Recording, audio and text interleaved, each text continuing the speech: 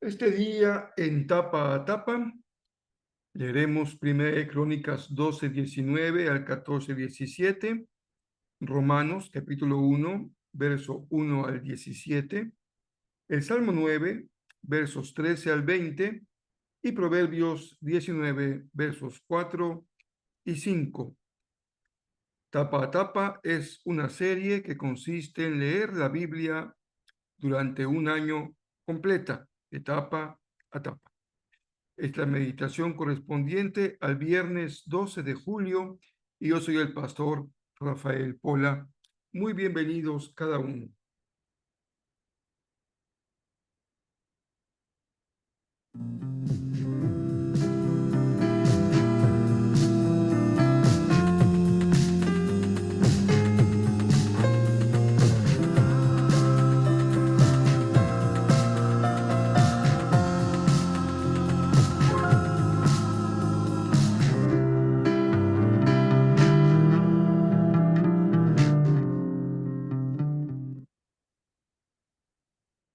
Hola, ¿qué tal? Bienvenidos todos y cada uno de ustedes. Hoy seguimos con nuestra lectura bíblica y empezamos un nuevo libro extraordinario, la Carta de Pablo a los Romanos, por lo cual vamos justamente hoy a compartir el resumen del libro de la Carta a los Romanos.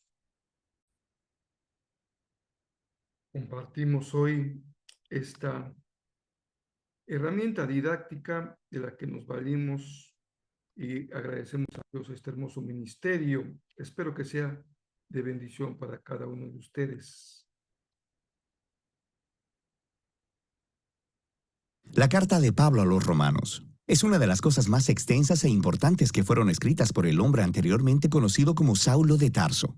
Él fue un rabí judío que pertenecía a un grupo conocido como los fariseos. Él era apasionado y devoto de la Torá de Moisés y de las tradiciones de Israel, y veía a Jesús y a sus seguidores como una amenaza. Pero después tuvo un encuentro radical con el Jesús resucitado, quien lo comisionó como un apóstol, como un representante oficial al mundo de los no judíos, que en la Biblia se conoce como el pueblo gentil. Así que empezó a identificarse con su nombre romano, Pablo. Viajó alrededor del antiguo imperio romano contándole a la gente acerca de Jesús, el rey resucitado. Y después, formando a los seguidores de Jesús en estas nuevas comunidades llamadas iglesias. Y Pablo ocasionalmente escribiría cartas a estas nuevas comunidades de Jesús para ayudarles a desarrollar su fe o para responder sus preguntas. Y una de esas cartas es el libro de Romanos. De hecho, este libro fue escrito bastante tarde en su carrera. Sabemos por el libro de Hechos que la iglesia en Roma ya había existido por algún tiempo y que estaba formada por seguidores de Jesús, tanto judíos como no judíos. Pero en algún momento el emperador romano Claudio había expulsado a todos los judíos de Roma. Y después de aproximadamente 5 años, a todos estos judíos, incluyendo a los judíos seguidores de Jesús, les fue permitido regresar. Y cuando regresaron, encontraron una iglesia que se había hecho muy no judía en costumbres y prácticas. Así que esto creó mucha tensión. Así que para los días de Pablo, la iglesia en Roma estaba dividida. La gente no se ponía de acuerdo acerca de cómo seguir a Jesús. Estaban debatiendo acerca de si los cristianos no judíos deberían celebrar el día de reposo, comer kosher o ser circuncidados. Así que Pablo escribió esta carta para lograr varias cosas. Él quería que esta iglesia dividida se unificara. Y con fines prácticos, él esperaba que la iglesia en Roma pudiera convertirse en una base para extender su misión más hacia el occidente, hasta llegar a España. Así que estas circunstancias fueron las que motivaron a Pablo a escribir su explicación más completa del Evangelio, las buenas nuevas que él anunciaba acerca de la vida, muerte y resurrección de Jesús. La carta está diseñada para tener 4 movimientos principales, pero está unificada como una larga exploración del Evangelio. El Evangelio, dice Pablo, primero que nada revela la justicia de Dios, y luego también crea una nueva humanidad, la cual cumple una promesa de Dios a Israel. Así que este evangelio es lo que unificará a la iglesia. En este video solo exploraremos las ideas de los capítulos 1 al 4. Así que Pablo empieza presentándose a sí mismo como un apóstol llamado por Dios para dar a conocer el Evangelio de Jesús, quien es el Mesías de Israel, que fue levantado de los muertos como el Hijo de Dios, Rey de las Naciones. Y Jesús ahora llama a toda la humanidad a colocarse bajo su gobierno de amor. Y Pablo dice que esta buena nueva sobre el Rey Jesús es primeramente poder de Dios para salvar a las personas que confían en Él. Y en segundo lugar, revela la justicia de Dios. Ahora, justicia es una palabra del Antiguo Testamento llena de significado para Pablo. Describe el carácter de Dios, que Él siempre hace justicia, lo que es recto y lo que es bueno, pero también que Él es fiel y justo para cumplir sus promesas. Y Pablo dice que la historia de Jesús muestra cómo Dios ha hecho ambas cosas. ¿Cómo? Bueno, primeramente hace un creativo recuento de los capítulos 3 al 11 del Génesis. Él muestra cómo todo el mundo gentil, todas las naciones, están atrapadas en una espiral de pecado y egoísmo. El corazón y la mente humana están quebrantados, dice Pablo. Le hemos dado la espalda a Dios para abrazar la idolatría, que quiere decir buscar significado en las cosas creadas y entregar nuestra lealtad a esas cosas y no a Dios. Esto resulta en una distorsión de nuestra humanidad y en comportamientos destructivos. Y lo que queda es una humanidad culpable delante de un Dios justo y recto. A lo que el pueblo de Israel podría decir, bueno, entonces es algo bueno que Dios escogiera a nuestro pueblo de entre las naciones. Él nos salvó de la esclavitud en Egipto, nos dio las leyes de la Torá y en ellas el día de reposo y el comer kosher y la circuncisión. Y todas estas leyes nos muestran la manera de vivir como el pueblo santo de Dios. Pero no tan rápido, dice Pablo. Él también les recuerda la historia de la Torá y del resto del Antiguo Testamento, el cual demuestra que Israel era tan pecaminoso, idólatra y moralmente quebrantado como el resto de la humanidad. De hecho, Israel es todavía más culpable que los gentiles, dice Pablo, porque ellos tienen la Torá y deberían saber cómo son las cosas. Así que, concluye Pablo, toda la humanidad, gentiles e israelitas, están desesperanzadamente atrapados y son culpables delante de Dios. Pero esa no es la última palabra. Las buenas nuevas de Jesús son la respuesta de Dios. En lugar de mantener a la humanidad en su culpabilidad, Jesús vino como el Mesías de Israel para morir en favor de todas las personas como sacrificio por los pecados. Como nuestro representante, Jesús tomó sobre sí mismo las justas consecuencias del dolor, del pecado y de la muerte que hemos causado en el mundo. Y Él venció a través de su resurrección de entre los muertos. Es esta nueva vida de resurrección la que Él pone a disposición de todos. Jesús se hizo lo que nosotros somos, para que nosotros pudiéramos ser lo que Él es. Y todo esto, dice Pablo, es la manera como Dios justifica a aquellos que confían o tienen fe en Jesús. Justificación es otro término del Antiguo Testamento lleno de significado para Pablo y se relaciona con la justicia de Dios. Literalmente significa declarar como justo. Debido a lo que Jesús hizo a nuestro favor, se nos da un nuevo estado delante de Dios. En lugar de declararnos culpables, Dios nos declara como personas que tenemos una correcta relación con Él y somos perdonados. La justificación nos integra en una nueva familia. A la persona que confía en Jesús se le da un lugar dentro del pueblo del pacto de Dios. La justificación también resulta en un nuevo futuro que comienza con un viaje de transformación de la vida por la gracia de Dios. Así que todas estas cosas acerca de la justificación son un regalo de Dios para aquellos que están en Cristo a través de la fe. Y esto lleva a que Pablo, en el capítulo 4, explore las enormes implicaciones que todo esto tiene respecto de quién puede ser parte de la familia del pacto de Dios. Él regresa a la historia de Abraham en Génesis 15. Antes de que cualquiera de las leyes de la Torá les fuesen dadas a Israel, Abraham fue justificado o declarado justo delante de Dios. ¿Cómo? Bueno, Dios prometió que Abraham se convertiría en el padre de una gran familia multiétnica que recibiría la bendición de Dios. Pero él y su esposa Sara eran muy viejos y nunca habían podido tener hijos. Pero aún así, Abraham tuvo una fe radical y confió en la promesa de Dios. Así que Dios lo declaró como justo. Así que Pablo dice que ahora Abraham se ha convertido en el padre de la nueva familia del pacto de Dios y que esta familia se está esparciendo por todo el mundo. Está formada por los judíos y los gentiles que tienen esa misma clase de fe y confianza en aquel que cumplió la promesa de Dios a Abraham, Jesús el Mesías.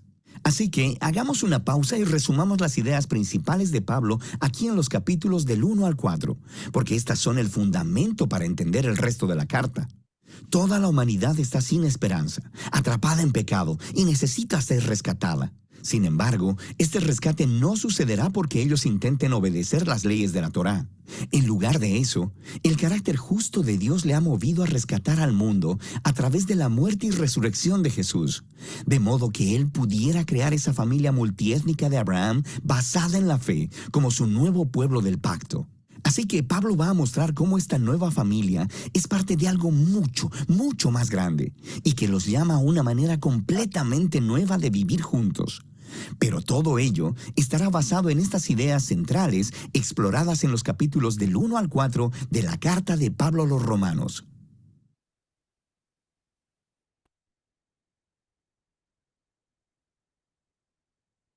Siempre es una bendición contar con estos resúmenes y bienvenidos a la lectura de la carta a los romanos. Si hay alguna carta especial, creo que esta es la carta a los romanos. Como leímos en nuestra introducción, se trata de una carta tardía, ya en la época del ministerio consolidado de Pablo, pero era una iglesia para Pablo especial.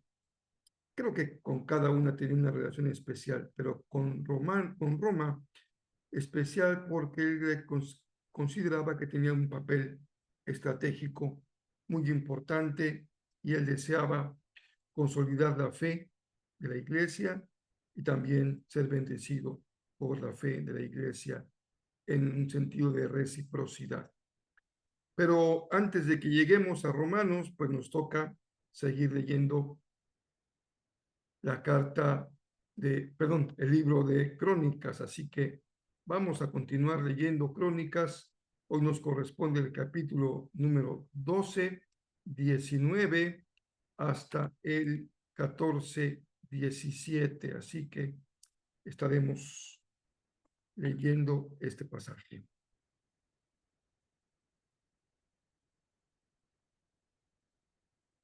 Espero que sigan con su ánimo arriba, nutriendo sus corazones cada día, encontrando palabra de Dios para nosotros. Y a partir de este capítulo, el cronista nos relata cómo David sigue en su camino ascendente hacia el trono.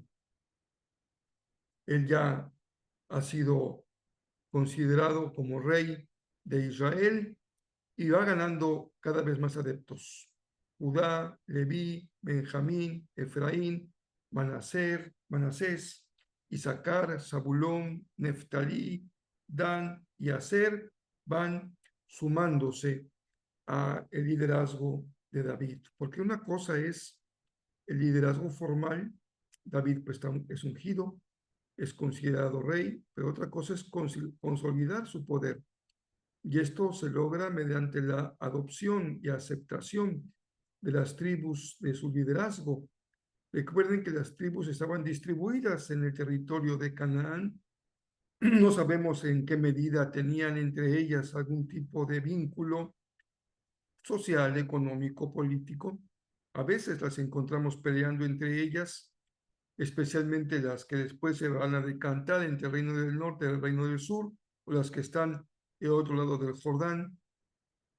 Y esto implicaba un proceso, pues, desafiante de ir ganando consensos, integrando, consolidando la monarquía.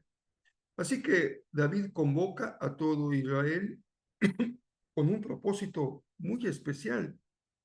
No solamente tiene un significado espiritual, y eso es lo más importante sin duda, pero también lo que simboliza el arca como el centro de la fe de Israel y lo que simbolizaría también como esta gran unión de todo el pueblo alrededor de su fe, y especialmente el arca que estaría establecida desde Moisés y que tuvo una suerte muy complicada durante el peregrinar.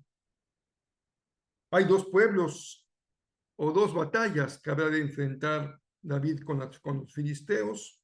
Y en ambos casos comienza el cronista a describir un corazón de un hombre sensible a Dios, que busca su dirección. Por eso, antes de ir a la batalla, ora: Señor, tú dime si debo ir a la batalla o no. El Señor le confirma en 2 ocasiones que debe hacerlo y le da una estrategia distinta en cada caso. Esto tiene como consecuencia que la fama de David sigue creciendo y los pueblos enemigos se atemorizan por la fuerza que va adquiriendo David. Muy rápido, solamente les digo una cosa que puede ser de bendición si la aplicamos para nuestra vida. Buscamos la dirección de Dios antes de cualquier batalla. A veces nos dejamos llevar por nuestro impulso o por nuestra razón o por nuestros cálculos, pero antes de enfrentar en tu vida cualquier batalla, pide al Señor que te dé dirección, si es oportuno, si es el momento de hacerlo y cómo debes de hacerlo. Y bueno, sin duda que la Carta de los Romanos ha estado en el centro de la vida de la Iglesia por muchos siglos y ha sido una carta fundamental en muchos movimientos en los que la Iglesia restaura o renueva o reforma su vida. Así que cuando llegamos a Romanos, pues es un deleite, es una carta profunda, teológica, pero también una carta muy pastoral. Lo veremos especialmente a partir del capítulo 13, pero tiene esos 2 aspectos: la parte de la enseñanza doctrinal de Pablo y la aplicación práctica a la vida de la iglesia. Si bien las cartas se dirigen a iglesias locales, concretas, específicas, y por lo tanto responden a sus necesidades particulares, la importancia de ellas se consideró o se evidenció al ser integradas al canon de la Biblia. Podemos preguntarnos por qué una carta que se escribió a una iglesia local en particular fue considerada parte de la revelación de Dios para todo cristiano. Y ese es el valor de las epístolas. Son respuesta a situaciones contextuales, pero tienen enseñanza que bendice a todo el pueblo de Dios. Y esto sucede así justamente en Romanos. La buena noticia es el tema de la carta. La buena noticia, que es aquello en lo que ellos han de creer, y también una respuesta de la iglesia al llamamiento de Dios a Roma para que sean hermanos santos, quiere decir escogidos y apartados para Dios. Ellos deben recibir la palabra, deben creer, han creído de hecho, por ellos son la iglesia de Roma, pero también deben responder a un llamamiento. El Señor nos llama a ser un pueblo escogido, un pueblo santo para Él. Pablo les expresa su deseo de ir a verlos con un propósito: que su fe se fortalezca. Esta es una razón fundamental para toda labor de liderazgo de un grupo pequeño, de un grupo genérico, de una congregación. La tarea del liderazgo es fortalecer la fe de quienes seguimos a Jesús. Y establece con claridad en Romanos lo que se llamará después el principio de la fe. La clave para entender la buena noticia es el principio de la fe. Empezamos ayer el Salmo número 13 y le dimos una pequeña ampliación a la lectura del Salmo porque, perdón, dije 13, 9, Salmo 9, porque agregamos elementos del acercamiento artístico al texto bíblico. Pero déjenme leerles el Salmo. Vean qué hermoso es este Salmo. Aquí en la lámina solamente están algunas ideas, pero creo que es conveniente leerlo en los versos 13 al 20, que es la parte que nos toca hoy. Es una oración del salmista que dice: Señor, ten misericordia de mí. Mira cómo me atormentan mis enemigos. Vean la expresión íntima de un corazón que puede hablar con Dios con toda libertad. Arrebátame de las garras de la muerte. Vean esta metáfora. la muerte es descrita como una garra de una bestia que destruye o que mata. Líbrame de las garras y que también que aprisiona. Es como una trampa, ¿no? Que la bestia que destruye está esperando, está expectante para ver a la presa y cuando encuentra a su presa, con su garra la toma. Una imagen muy terrible de gran agresividad es el águila, cuando baja al río y mete, incluso algunas hasta se sumergen y salen en sus garras con con su pez. Tienen una garra terrible. Dice el salmista, líbrame de las garras de la muerte. Sálvame para que te alabe públicamente en las puertas de Jerusalén, para que me alegre porque me has rescatado. Sálvame y rescátame. David no está pensando, o el salmista, porque no se dice que sea de David el Salmo número 9, David no está pensando en una salvación individual del alma como nosotros, como la salvación eterna. Él está pensando en términos muy prácticos de su vida diaria, de la animadversión que vive de muchos enemigos. Sálvame quiere decir, rescátame de mis enemigos, que no me destruyan, que no me maten. Verso 15. Las naciones han caído en el hoyo que cavaron para otros. Sus propios pies quedaron atrapados en una trampa que tendieron. Al Señor lo conocen por su justicia, los malvados son presos de sus propias acciones. Esa es una verdad del salmista muy cercana a su corazón. Todo acto en contra del Señor tiene consecuencias. Los que cavan para destrucción van a caer en el propio hoyo que han cavado. Los malvados descenderán a la tumba. Este es el destino de las naciones que se olvidan de Dios, la muerte. Pero aquellos, recuerden que es esa parte antitética de lo contrario, pero aquellos que pasen necesidad no quedarán olvidados para siempre. Las esperanzas del pobre no siempre serán aplastadas. Y esta esperanza que permanece en el corazón del salmista. A veces parece que los desposeídos, los que han sido olvidados, quedarán para siempre en el olvido, pero dice el salmista no. La esperanza se mantiene y esa nunca se va a aplastar. Pueden perder muchas cosas, no pierdan su esperanza. Al final, los versos 19 y 20, la conclusión del Salmo, y son una exhortación. En este caso, el salmista exhorta al Señor. Levántate, oh Señor. No permitas que simples mortales te desafíen. Juzga a las naciones. Haz que tiemblen de miedo, oh Señor, que las naciones sepan que no son más que seres humanos.